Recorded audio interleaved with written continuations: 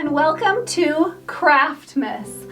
This Christmas, I am going to be showing you 24 different ornaments, one for every single day leading up to Christmas. Today's ornament is actually this adorable ornament here. But before we jump into the tutorial, I do want to mention that throughout this entire 24 ornament series, I am going to have a whole bunch of links in the description down below, a bunch of different codes. So if you're doing some Christmas shopping and you're looking for some savings, definitely check out the description down below and I will have a bunch of ideas there for you as well. All right, now let's jump into this fun tutorial.